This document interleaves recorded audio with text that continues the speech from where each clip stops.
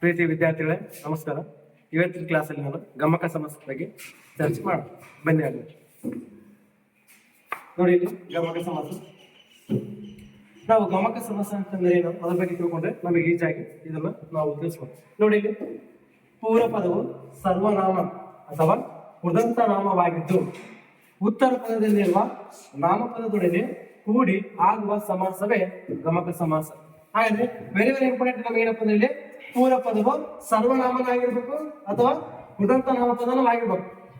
ಅವಾಗ ಉತ್ತರ ಪದದಲ್ಲಿರುವ ನಾಮಪದದೊಡನೆ ಕೂಡಿ ಆಗುವ ಸಮಾಸವನ್ನು ನಾವು ಗಮಕ ಸಮಾಸ ಎಂದು ಹೇಳಿ ನಾವು ಕರಿತೀವಿ. ಉದಾಹರಣೆ ಮುಖಾಂತರ ನೋಡ್ಬಿಟ್ರೆ ನಿಮಗೆ ಆದಷ್ಟು ಬೇಗನೆ ಅರ್ಥ ಆಗ್ತದೆ. ನೋಡಿ, ಈಗ ಫಸ್ಟ್ ನಿಮ್ಗೆ ಗೊತ್ತಾಗಿರ್ಬೇಕು, ಇಲ್ಲಿ ಸರ್ವನಾಮ ಅಂತಂದ್ರೆ ಗೊತ್ತಿರ್ಬೇಕು ನಿಮಗೆ. ಸರ್ವನಾಮ ಅಂತಂದ್ರೆ ಇಲ್ಲಿ ನಾಮಪದಗಳಿಗೆ ಬದಲಾಗಿ ಬಳಸುವಂತ ಪದಗಳನ್ನು ನಾವು ಸರ್ವನಾಮ ಅಂತೇಳಿ ನಾವು ಕರಿತೀವಿ.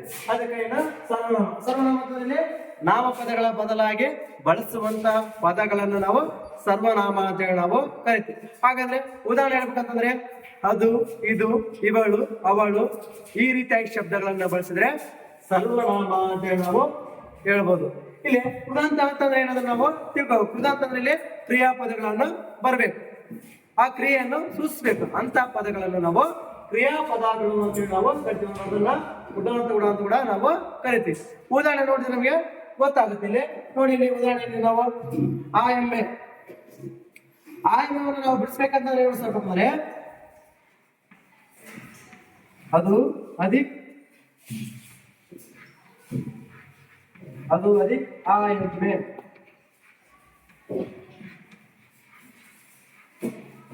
ನೋಡಿ, ಇಲ್ಲಿ ಪೂರ್ವ ಪದ, ಉತ್ತರ ಪದ.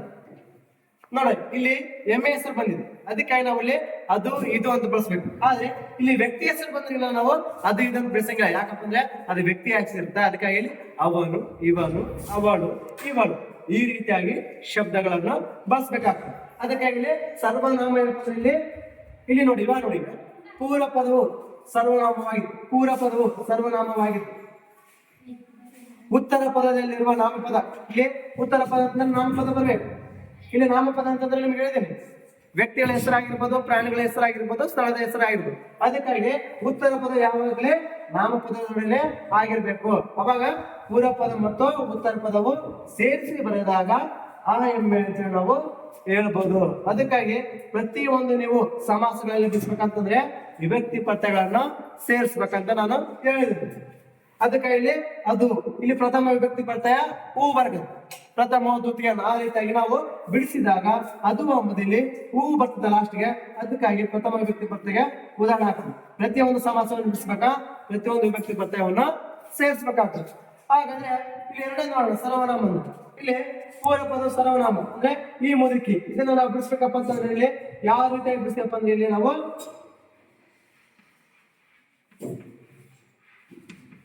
ಇವಳು ಅಧಿಕ್ ಮುದುಕಿ ಬಿಡಿಸಿದಾಗ ಈ ಮುದುಕಿ.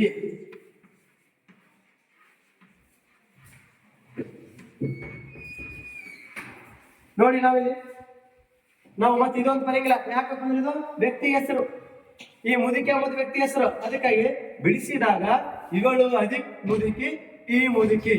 ಇದು ಯಾವ ಪದ ಅಂತ ಹೇಳಿದ್ರೆ ನಮಗೆ ಪೂರ್ವ ಪದ, ಇದು ಉತ್ತರ ಪದ. ಇವ ನೋಡಿ, ಪೂರ್ವ ಪದವು ಸರ್ವನಾಮವಾಗಿದೆ, ಪೂರ್ವ ಪದವು ಸರ್ವನಾಮ ಆಗಿದೆ. ಇವಳು, ಅವಳು, ಅದು, ಇದು ಅಂತಂದ್ರೆ ಪ್ರಾಣಿ ಹೆಸರು ಬಂದ್ರಿನ ಅದು, ಇದು ಅಂತ ಬಳಸ್ತೀವಿ. ವ್ಯಕ್ತಿ ಹೆಸರು ಬಂದ್ರಿನ ಅವಳು, ಇವಳು, ಅವನು, ಇವನು ಈ ರೀತಿ ನಾವು ಬಳಸ್ತೀವಿ. ಇಲ್ಲಿ ವ್ಯಕ್ತಿ ಹೆಸರಾಗಿದೆ, ಅದಕ್ಕಾಗಿ ಇವಳು ಅಧಿಕ್ ಮುದುಕಿ, ಈ ಮುದುಕಿ ಅಂತ ಹೇಳಿ ನಾವು ಬಳಸ್ತಾ ಇದ್ದೀವಿ. ಹಾಗಾದ್ರೆ ಪೂರ್ವ ಪದವು ಸರ್ವನಾಮವಾಗಿದ್ದು ಉತ್ತರ ಪದದಲ್ಲಿರುವ ನಾಮಪದದೊಡನೆ ಉತ್ತರ ಪದ ಎಂಬುದು ಮುದುಕಿ, ಇವೆರಡು ಕೂಡಿ ಆಗುವ ಸಮಾಸವನ್ನು ಗಮಕ ಸಮಾಸ ಅಂತ ಹೇಳಿ ನಾವು ಕರೀತೀವಿ. ಆಮೇಲೆ ನಾವಿಲ್ಲಿ ಈಗ ಸರ್ವನಾಮ ಆಗಿತ್ತು, ಉದಂತ ನಾಮಪದ ಬಂದ್ರೆ ಅದನ್ನ ಯಾವ ರೀತಿಯಾಗಿ ನಾವು ಬಿಡಿಸ್ಬೇಕೆಂಬುದೀಗ ನೋಡೋಣ. ಓಡಿದ ಅಂತ ನಾವು ಬಿಡಿಸುವ ಸಂದರ್ಭದಲ್ಲಿ ಉದಾತ್ತ ನಾಮ ಅಂತಂದ್ರೆ ಉದಾತ್ತ ನಾಮಪದಗಳಂತಂದ್ರೆ ಏನಂತಂದ್ರೆ ಉದಂತ ಬದಲಾಗಿ ಇಲ್ಲಿ ಮೂಲ ಧಾತು ಅಂದ್ರೆ ಕ್ರಿಯಾಪದದ ಮೂಲ ಧಾತುಗಳನ್ನು ನಾವು ಇಲ್ಲಿ ಬರಿಬೇಕಾಗ್ತದೆ ಅಂತ ನಾವು ಹೇಳ್ಬೋದು. ಅದಕ್ಕೆ ಓಡಿದ ಅಂದ್ರೆ ಸರ್ವನಾಮಗಳ ಬದಲಾಗಿ ಉದಂತ ನಾಮಪದಗಳು. ಉದಂತ ನಾಮಪದ ಅಂತಂದ್ರೆ ಕ್ರಿಯಾಪದಗಳು ಬರಬೇಕು. ಕ್ರಿಯಾಪದಗಳ ಮೂಲ ಧಾತುವಾದಂತ ಶಬ್ದಗಳನ್ನು ಬರೀಬೇಕಾಗ್ತದೆ. ಓಡಿದ ಅಂತ ಬಿಡಿಸಿದಾಗಿದೆ ಓಡು, ಅಧಿಕ್ ಅಧಿಕ್ ಆ ಏನಾಗ್ತದೆ ಸೇರಿಸಿದಾಗ ಓಡಿದ. ಇವಾಗ ನೋಡಿದ ಇದು ನಮಗೆ ಪೂರ್ವ ಪದ, ಇದು ಉತ್ತರ ಪದ. ಇಲ್ಲಿ ನೋಡಿ ನಾವು ಓಡಿದ ಎಂಬುದು ಕ್ರಿಯಾಪದ. ಅಂದ್ರೆ ಇಲ್ಲಿ ಉದಾಂತ ನಾಮಪದ ಅಂತ ಕ್ರಿಯಾಪದ. ಉದಾಂತ ಅಂದ್ರೆ ನಾಮವಾಗಿರ್ತದೆ. ಉದಾಂತ ಅಂತಂದ್ರೆ ಇಲ್ಲಿ ನಾವು ಏನಂದ್ರೆ ಕ್ರಿಯಾಪದಗಳು ಅಂತ ನಾವು ಕರಿತೀವಿ. ನಾಮಪದ ಅಂತಂದ್ರೆ ಇಲ್ಲಿ ನಾವು ಇದನ್ನೇ ಕರಿತೀವಿ ತದಿತಾಂತಗಳು ಅಂತ ನಾವು ಕರಿತೀವಿ. ಅದಕ್ಕಾಗಿ ಇಲ್ಲಿ ಓಡಿದ ಅಂತ ಓಡು ಅಧಿಕ್ ರೀದ ಅಂದ್ರೆ ಇಲ್ಲಿ ವಿಭಕ್ತಿ ಪ್ರತ್ಯಯಗಳನ್ನು ಸೇರಿಸಬೇಕಾಗ್ತದೆ. ಅಂದ್ರೆ ವಿಭಕ್ತಿ ಪ್ರತ್ಯಯವನ್ನು ನಾವು ಸೇರಿಸಿದ್ವಿ. ಸೇರಿಸಿದಾಗ ಪೂರ್ವ ಪದವು ಓಡು. ನೋಡಿ, ಪೂರ್ವ ಪದವು ಉದಾಂತ ನಾಮವಾಗಿದೆ. ಪೂರ್ವ ಪದವು ಉದಾಂತ ನಾಮವಾಗಿದೆ ಅಂದ್ರೆ ಕ್ರಿಯಾಪದವಾಗಿದೆ. ಓಡು ಎಂಬುದು ಕ್ರಿಯಾಪದ. ಉತ್ತರ ಪದದಲ್ಲಿರುವ ನಾಮಪದನೆ, ಉತ್ತರ ಪದದಲ್ಲಿರುವ ನಾಮಪದದ ಜೊಡನೆ ಕೂಡಿ ಆಗುವ, ನೋಡಿ ಎರಡು ಕೂಡಿ ಆಗುವ ಸಮಾಸವನ್ನು ಗಮನ ಸಮಾಸ. ಓಡಿದ ವಿಭಕ್ತಿ ಪ್ರತ್ಯಯ ಸೇರಿಸಬೇಕಲ್ಲಿ. ಓಡು ಅಧಿಕ್ ದ ಅಧಿಕ್ ಆ ಓಡಿದ ಇವೆಲ್ಲ ಏನಂತಂದ್ರೆ ವಿಭಕ್ತಿ ಪ್ರತ್ಯಯಗಳನ್ನ ಆಗಿರ್ತವೆ ಅಂತ ನಾವು ಹೇಳ್ಬೋದು. ನೆಕ್ಸ್ಟ್ ನೋಡಿ ನಿಮಗೆ ಮೂರನೇ ಆಟೋಮೆಟಿಕ್ ಆಗಿ ಗೊತ್ತಾಗುತ್ತೆ. ನಾಲ್ಕನೇದಲ್ಲಿ ಸುಡುಗಾಡು. ಸುಡುಗಾಡುವನ್ನು ನಾವು ಬಿಡಿಸ್ಬೇಕಂದ್ರೆ ನಾವು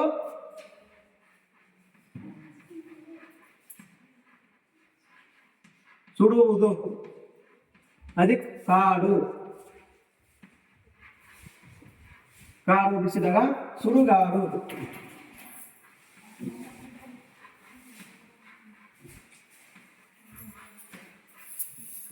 ನೋಡಿ ಈಗ ಇದು ನಿಮಗೆ ಪೂರ್ವ ಪದ, ಉತ್ತರ ಪದ. ನೋಡಿ ಸುಡುಗಾಡನ್ನು ಬಿಡಿಸಿದಾಗ ನಾವು ಇಲ್ಲಿ ಸುಡುವುದು ಅಧಿಕ್ ಕಾಡು ಸುಡುಗಾಡು. ಇದು ಯಾವ್ದಾಗಿತ್ತು? ಉತ್ತರ ಪದ ನಾಮಪದ ಆಗಿರ್ಬೇಕು. ಇಲ್ಲಿ ಕೊಟ್ಟು ಬಿಟ್ಟಿದ್ದಾರೆ ಉತ್ತರ ಪದದಲ್ಲಿರುವ ನಾಮಪದಗಳು. ಉತ್ತರ ಪದ ಯಾವಾಗಲೂ ನಾಮಪದನೇ ಆಗಿರ್ಬೇಕು. ಅದಕ್ಕಾಗಿ ನಾಮಪದ ಬಂದಿದೆ ಕಾಡು ಎಂಬುದು. ನಾನು ಹೇಳ್ತೀನಿ, ವ್ಯಕ್ತಿ ಹೆಸರಾಗಿರ್ಬೋದು, ಸ್ಥಳ ಹೆಸರಾಗಿರ್ಬೋದು, ಪ್ರಾಣಿ ಹೆಸರಾಗಿರ್ಬೋದು. ಈ ರೀತಿ ಶಬ್ದಗಳು ಉತ್ತರ ಪದದಲ್ಲಿ ಏನಾಗಬೇಕು ಅಂದ್ರೆ ನಾವು ಕಾಡು ಅಂದ್ರೆ ಇದು ವ್ಯಕ್ತಿ ಏನಾಗಿರ್ತಪ್ಪ ಅಂದ್ರೆ ಇಲ್ಲಿ ಕಾಡು ಎಂಬುದು ನಾಮಪದವಾಗಿರ್ತದೆ. ಇದೇನಾಗಿರ್ತಪ್ಪ ಅಂದ್ರೆ ಸುಡುವುದು ಉದಂತ ನಾಮಪದ ಅಂದ್ರೆ ಕ್ರಿಯಾಪದಗಳಾಗಿರ್ತವೆ ಅಂತ ಹೇಳಿ ನಾವು ಹೇಳ್ಬಾರ್ದು. ಕೂಡಿದಾಗ ಏನಾಗಿರ್ತಪ್ಪ ಅಂದ್ರೆ ಇಲ್ಲಿ ಸುಡುಗಾಡು ಅಂತ ಹೇಳಿ ನಾವು ಹೇಳ್ತೀವಿ.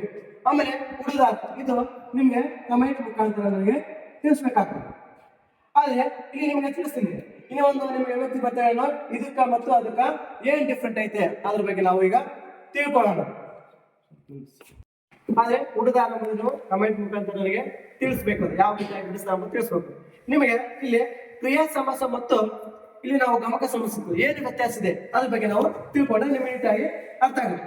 ನೋಡಿ, ನಾನು ಇಲ್ಲಿ ಬಿಡಿಸಿ ನೋಡಿಸ್ತೀನಿ ನಿಮಗೆ. ಇದು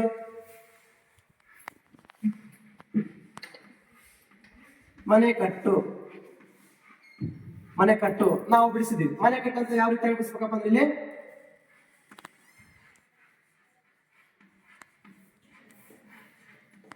ಮನೆಯನ್ನು ಅಧಿಕ್ ಕಟ್ಟು.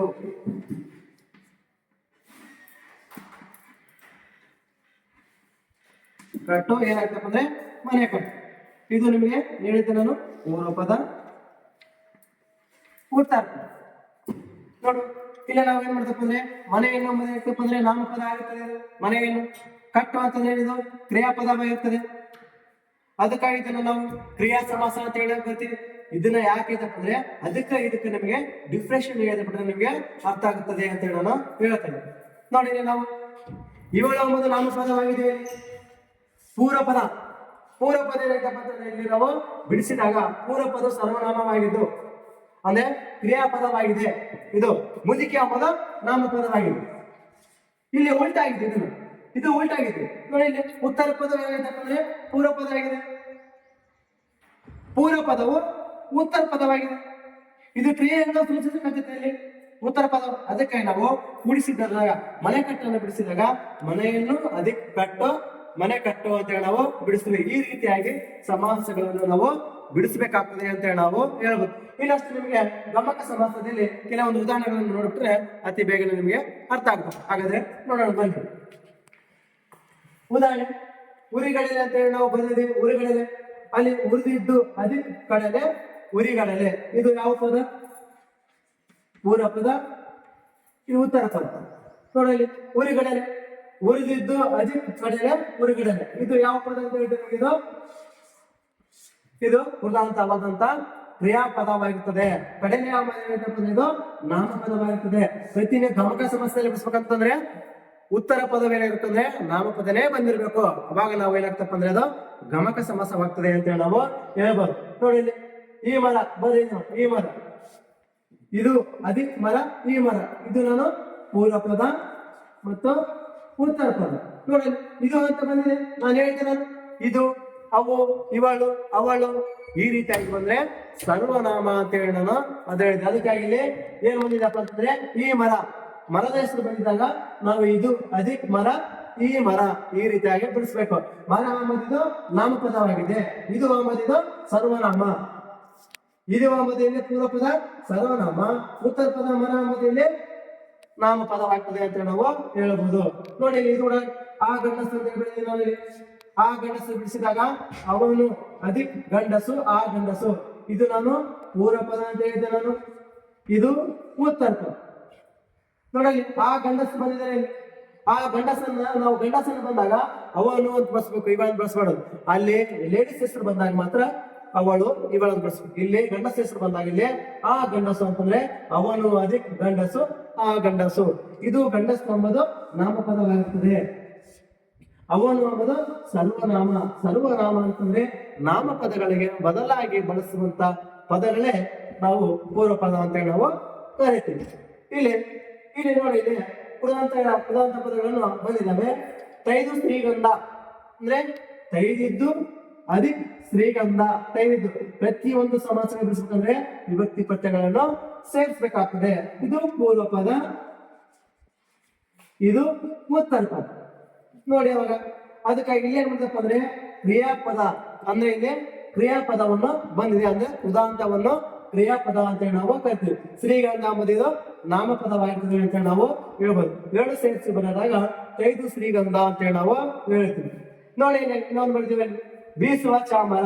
ಬೀಸುವ ಚಾಮರ ಅಂತಂದ್ರೆ ಬೀಸುವುದು ಅಧಿಕ್ ಚಾಮರ, ಬೀಸುವ ಚಾಮರ ಇದು ನಿಮಗೆ ಹೇಳ್ತೀನಿ ನಾನು ಪೂರ್ವ ಪದ, ಇದು ಉತ್ತರ ಪದ. ನೋಡಿ ಇಲ್ಲಿ ಬೀಸುವುದು ಹೂ ಬರಕತ್ತಿದೆ, ಪ್ರಥಮ ವಿಭಕ್ತಿ ಬರ್ತಾರೆ, ಹೂ ಬರಕತ್ತಿದೆ. ಇಲ್ಲಿ ಲಾಸ್ಟ್ ಬೀಸುವುದು ಅಧಿಕ್ ಚಾಮರ, ಬೀಸುವ ಚಾಮರ. ಲಾಸ್ಟ್ ಇದು ಸಿಡಿಮದ್ದು. ಇಲ್ಲಿ ಸಿಡಿಯುವುದು ಅಧಿಕ್ ಮದ್ದು, ಸಿಡಿಮದ್ದು ಅಂತ ಹೇಳಿ ನಾವು ಹೇಳ್ಬೋದು. ಇದಿಷ್ಟು ಏನಪ್ಪಾ ಅಂತಂದ್ರೆ ನಮಗೆ ಗಮಕ ಸಮಾಸಕ್ಕೆ ಉದಾಹರಣೆ ಅಂತ ಹೇಳಿ ನಾವು ಹೇಳಿದ್ವಿ. ನಿಮಗೆ ಏನಾದ್ರೂ ಇನ್ನ ಡೌಟ್ಸ್ ಇದ್ರೆ ಕಮೆಂಟ್ ಮುಖಾಂತರ ನನಗೆ ತಿಳಿಸಿದ್ರೆ ನಾನು ಅದಕ್ಕೆ ಸೊಲ್ಯೂಷನ್ ಅವ್ರಿಗೆ ಕೊಡ್ತೀನಿ ಆನ್ಸರ್. ಧನ್ಯವಾದಗಳು. Thank you.